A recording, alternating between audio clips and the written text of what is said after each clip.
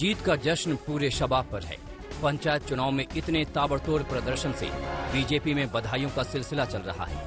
UP के प्रदेश अध्यक्ष CM को बधाई दे रहे हैं, प्रधानमंत्री भी मुख्यमंत्री को बधाई दे रहे हैं, नए नए चुने गए पंचायत अध्यक्ष योगी मोदी और जनता को बधाई दे रहे हैं। यानी 2022 के दंगल से पहले बीजेपी में सब मंगल ही मंगल है। खुद मुख्यमंत्री तो दावा कर चुके हैं कि अब सारे नेता और मंत्री भी यही खम ठोक रहे हैं कि यही नतीजा अगले साल के विधानसभा चुनाव में भी रहेगा। भारतीय जनता पार्टी की ऐतिहासिक विजय और समाजवादी पार्टी की करारी पराजय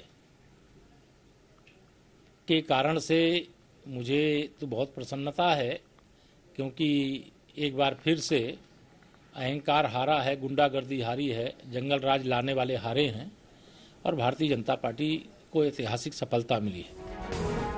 जिला पंचायत अध्यक्ष चुनाव से पहले यूपी में बीजेपी के सामने 3 बड़ी चुनौतियां थीं। नंबर 1, कोरोना की दूसरी लहर के कहर का असर। नंबर 2, कृषि कानूनों पर उपजा असंतोष। नंबर 3, नेतृत्व के मुद्दे पर पार्टी में अंदरूनी विरोध। लखनऊ, कानपुर, वाराणसी, प्रयागराज जैसे शहरों में कोरोना के कहर की तस्वीरें दुनिया के मीडिया की सुर्खियां बनी थी। पश्चिम यूपी से आने वाले किसान आंदोलन के बड़े नेता राकेश टिकैत अभी तक सड़कों पर डटे हैं और नेतृत्व का मुद्दा सुलझाने के लिए लखनऊ से दिल्ली तक संघ और पार्टी संगठन के धुरंधरों को मैराथन बैठकें करनी पड़ी। तो क्या मान लिया जाए कि पंचायत चुनाव के नतीजों ने बीजेपी की राह के रोड़े बन रहे इन तमाम मुद्दों को खत्म कर दिया है?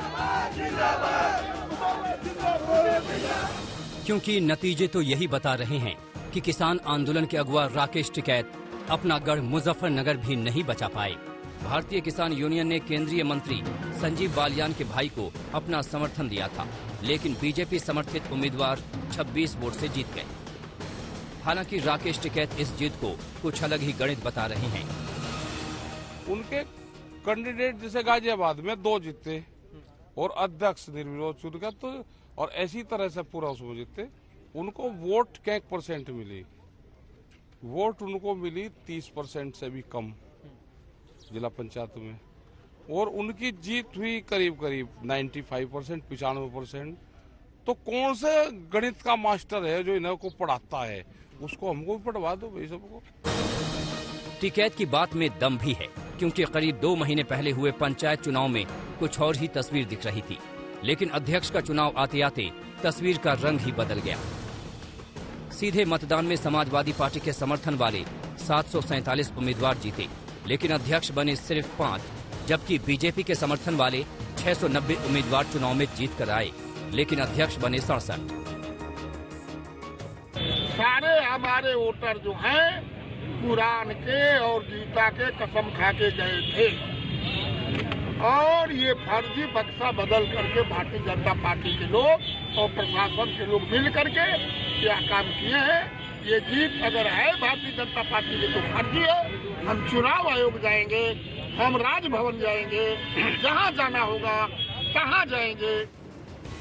ये तो जाहिर है कि जीत की तस्वीर जितनी चमकदार दिख रही है, उससे परे भी कुछ रंग छिड़के गए हैं। इसी बात को लेकर कल वोटिंग के दौरान कई जगहों पर एसपी और बीजेपी के बीच झड़पें भी हुई, लेकिन बीजेपी सारे आरोपों को विपक्ष की हताशा कहकर खारिज कर रही है। लखनऊ से कुमार अभिषेक के साथ आज तक ब्यूरो।